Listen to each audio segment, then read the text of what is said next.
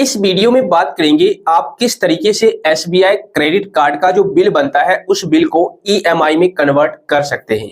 क्योंकि देखिए अब के समय में लगभग हर एक यूजर्स क्रेडिट कार्ड का इस्तेमाल करते ही करते हैं, चाहे किसी भी ब्रांड का हो या फिर किसी भी बैंक का क्रेडिट कार्ड क्यों ना हो, लेकिन यूज जरूर करते हैं।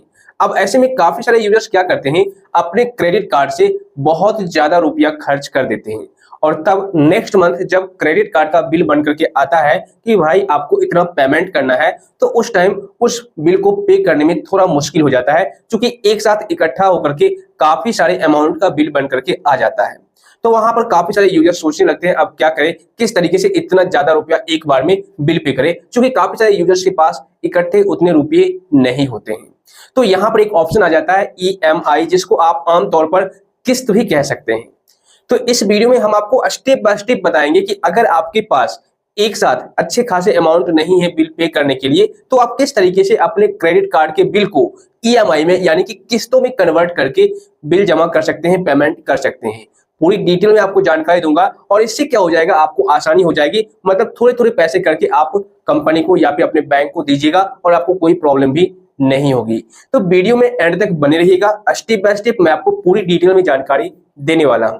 तो चलिए शुरू करते हैं। एसबीआई क्रेडिट कार्ड के बिल को ईएमआई में कन्वर्ट करने के लिए सिंपल आपको करना क्या है, एसबीआई कार्ड एप्लीकेशन को इंस्टॉल कर लेना है। जैसा कि देखिए यहाँ पर मैंने ऑलरेडी इंस्टॉल कर रखा है और यहाँ पर रजिस्ट्रेशन कर लेना है, यानी कि कंप्लीट सेटअप कर लेना है अपना कार्ड नंबर, सीवीवी नंबर वगैरह डाल करके। तो जब आप यहाँ पर अकाउंट बना लेंगे उसके बाद इसको ओपन करना है। ओपन करने पर कुछ इस तरीके का यूजर इंटरफेस दिखेगा। अब यहाँ पर या तो आप एम पिन डाल करके लॉगिन कर लीजिए या फिर ऑथेंटिकेट फिंगरप्रिंट करके लॉगिन कर लीजिए। तो जैसे ही आप लॉगिन करेंगे आपके सामने इस तरीके से एक पेज ओपन हो जाएगा। ठीक है, यहाँ पर देखिए टोटल अमाउंट आपको दिख रहा होगा, मेरा जो क्रेडिट कार्ड का लिमिट है दिख रहा होगा और मैंने इतना यूटिलाइज किया है, मतलब अपने क्रेडिट कार्ड से जितने पैसे खर्च किए हैं वो आपको यहाँ पर दिख रहा होगा। अब काफी सारे यूजर्स के केसेस में ये होता होगा कि उनका जो लिमिट है 1 लाख 2 लाख होता होगा और अपने क्रेडिट कार्ड से 50,000 60,000 70,000 रुपए खर्च कर देते होंगे हर एक महीने। ठीक है ना, तो ऐसे में एक बार में उतना ज्यादा अमाउंट पेमेंट करने में थोड़ी दिक्कत होती होगी, प्रॉब्लम होती होगी। तो अब अगर आप उसे ईएमआई में कन्वर्ट करना चाहते हैं तो आप ईएमआई में कन्वर्ट कर सकते हैं। कैसे, मैं आपको दिखाता हूँ। देखिए यहाँ पर आपको एक ऑप्शन दिख रहा होगा अमाउंट पेड। मैंने इतना जो अमाउंट है पेड कर दिया है, लेकिन यहाँ पर जो अमाउंट है अब नेक्स्ट मंथ की 15 तारीख को, यानी कि ये जो भी नवंबर चल रहा है, इस 15 को इसका बिल बनेगा। ठीक है, तो अगर आप इसको ईएमआई में कन्वर्ट करना चाहते हैं तो 2 ऑप्शन देखने को मिलेगा। एक तो यहीं पर दिखेगा पे इन ईएमआई। ओके, आपका जो बिल बना है उसके जस्ट नीचे पे इन ईएमआई का ऑप्शन देखने को मिल जाएगा। अब यहाँ पर नेक्स्ट ऑप्शन जो आता है, जब आप नीचे स्क्रॉल डाउन करेंगे तो जितने रुपए आपने रिसेंट में खर्च किए हैं, मतलब ट्रांजैक्शन किए हैं अपने क्रेडिट कार्ड से, वो सब कुछ यहाँ पर देखने को मिल जाएगा। तो यहाँ पर देखिए आपको यहीं पर एक ऑप्शन दिखेगा पे इन ईएमआई। अब आपके मन में एक सवाल और चल रहा होगा कि सिर्फ इसी अमाउंट पर पे इन ईएमआई का ऑप्शन क्यों आ रहा है।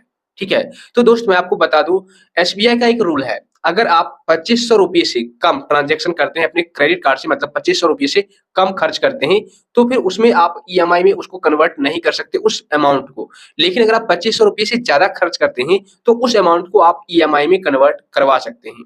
अब यहाँ पर एक और सवाल आपके मन में आया होगा, यहाँ पर पे इन ईएमआई का ऑप्शन तो आ रहा है जो कि 4110 रुपये है, लेकिन यहाँ पर पे इन ईएमआई का ऑप्शन नहीं आ रहा जिसमें 5324 रुपये है, जबकि 4110 से ज्यादा 5324 होते हैं, तो फिर क्यों नहीं है।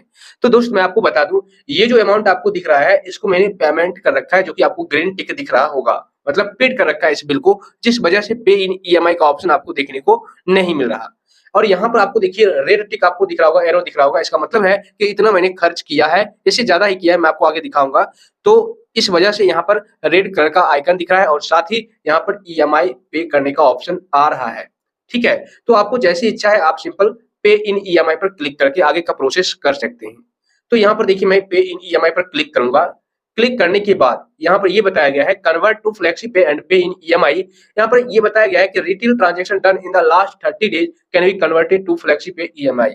मतलब यहाँ पर ये कहने का मतलब ये हुआ कि अगर आप लास्ट यानी कि रिसेंट जो 30 डेज बीत चुके हैं, उस 30 डेज के दौरान जो भी रुपये आप खर्च किए हैं उसी रुपये को आप ईएमआई में कन्वर्ट करवा सकते हैं। अगर उससे ज्यादा दिन पहले हो गए, मतलब 30 दिन से 60 दिन हो गए खर्च किए हुए, तो उस पैसे को आप ईएमआई में कन्वर्ट नहीं करा पाएंगे। तो यहाँ पर यही बताया गया है। तो आपको करना क्या है, सिंपल कंटिन्यू वाले ऑप्शन पर क्लिक करना है। तो जैसे ही आप कंटिन्यू वाले ऑप्शन पर क्लिक करेंगे तो देखिए जो अमाउंट आपने पेड कर दिया है वो तो यहाँ पर नहीं दिखेगा, लेकिन यहाँ पर आपको दो अमाउंट दिख रहा होगा। एक तो मैंने आपको दिखाया 4110 रुपये और एक ऑप्शन है 908 रुपये का। तो अगर आप टोटल अमाउंट का ईएमआई में कन्वर्ट करना चाहते हैं टोटल अमाउंट को, तो आप सेलेक्ट ऑल कर दीजिए यहाँ पर। ठीक है, तो आपको दिख जाएगा कि टोटल आपका कितना अमाउंट है और इसका ईएमआई कितना बनेगा वो आगे दिखेगा। अगर आप किसी पर्टिकुलर अमाउंट का ईएमआई में कन्वर्ट करना चाहते हैं, जैसे कि यहाँ पर मैं करके दिखाता हूँ फॉर एग्जांपल सिर्फ 4110 रुपये को, तो आप सिर्फ 4110 रुपये का ईएमआई में कन्वर्ट करा सकते हैं। तो मैं क्या करूंगा, मैं सेलेक्ट ऑल कर देता हूं क्योंकि मैं सारे रुपये को ईएमआई में कन्वर्ट कराना चाहता हूं। अब क्या करूंगा, यहाँ पर नीचे में एक ऑप्शन है कंटिन्यू, इस पर आपको क्लिक करना है। अब देखिए यहाँ पर मैंने अमाउंट सेलेक्ट कर लिया है। सिंपल आपको करना क्या है, यहाँ पर कंटिन्यू पर क्लिक करना है। तो जैसे ही आप कंटिन्यू पर क्लिक करेंगे, यहाँ पर देखिए आपको दिखा दिया जाएगा टोटल अमाउंट सेलेक्टेड, मतलब जितने अमाउंट का आपका ईएमआई बन रहा है उतना आपको टोटल यहाँ पर दिखेगा। ठीक है, और देखिए यहाँ पर अब आपको दिखेगा टेन्योर, मतलब कितने मंथ के लिए आप ईएमआई लेना चाहते हैं। प्रोसेसिंग फीस दिख जाएगा और इंटरेस्ट रेट आपको दिख जाएगा। जैसे देखिए 3 महीने के लिए, 6 महीने के लिए, 9 महीने के लिए, 12 महीने के लिए, 18 महीने के लिए और 24 महीने के लिए ले सकते हैं। मतलब जितना आपको इच्छा है लास्ट 2 साल तक आप 2 साल तक इस ईएमआई को पे कर सकते हैं। तो यहाँ पर आप अगर सबसे कम लेते हैं, जैसे 3 महीने के लिए लेते हैं, तो आपको वहाँ पर इंटरेस्ट रेट भी आपको कम ही लगेगा। हाँ, प्रोसेसिंग फीस आपको सब में एक जैसा लगेगा, लेकिन इंटरेस्ट रेट आपको सब में अंतर देखने को मिलेगा। जैसे अगर आप 3 महीने में इस टोटल अमाउंट को पेड कर देंगे तो आपको देखिए 10.5% का इंटरेस्ट लगेगा, और अगर आप वहीं पर सबसे ज्यादा 24 मंथ के लिए लेते हैं तो आपको 15.5% का इंटरेस्ट लगेगा, और इसके अलावा 18 महीने के लिए लेते हैं तो 15.25% लगेगा, और 6 मंथ के लिए लेते हैं तो आपको 13.25% लगेगा। तो आपको जो इच्छा है आप सिलेक्ट कर सकते हैं। अगर आप सबसे ज्यादा लेते हैं जैसे 12 महीने के लिए, तो आपका जो ईएमआई है वो बहुत कम बन जाएगा। इसे देखिए अभी 452 रुपये पर मंथ हमें पे करने होंगे, लेकिन 12 महीने तक करने होंगे। ठीक है ना, और इंटरेस्ट आपको 15% लगेगा आपके अमाउंट पर।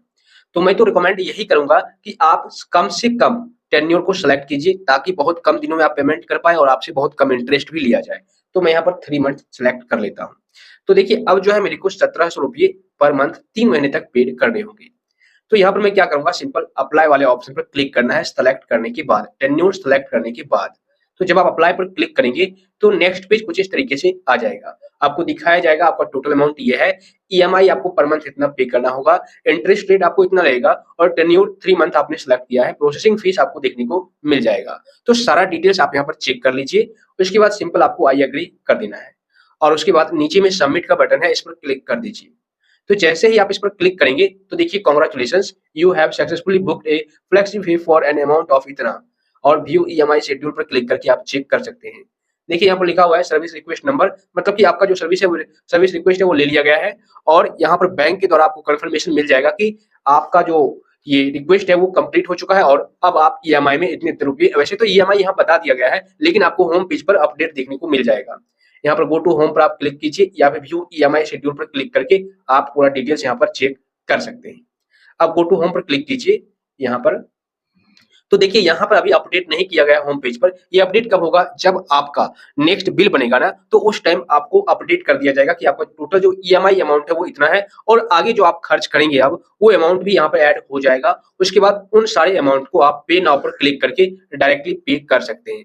जैसा कि देखिए मेरा 15 अक्टूबर को बना था, अब 15 नवंबर को बनेगा। ठीक है, तो जो बिल बनेगा उसको हम ईएमआई में पे कर सकते हैं, कोई दिक्कत नहीं है।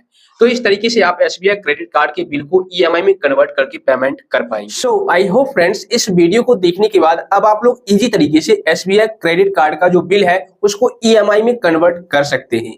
इस वीडियो से अगर आपको थोड़ी बहुत भी हेल्प मिली है तो वीडियो को लाइक और शेयर कर दीजिए, साथ ही चैनल को सब्सक्राइब करके नोटिफिकेशन बिल को दबा दीजिए। और अगर आपको किसी भी प्रकार का कोई डाउट है, कंफ्यूजन है, तो आप मुझे नीचे कमेंट कर दीजिए।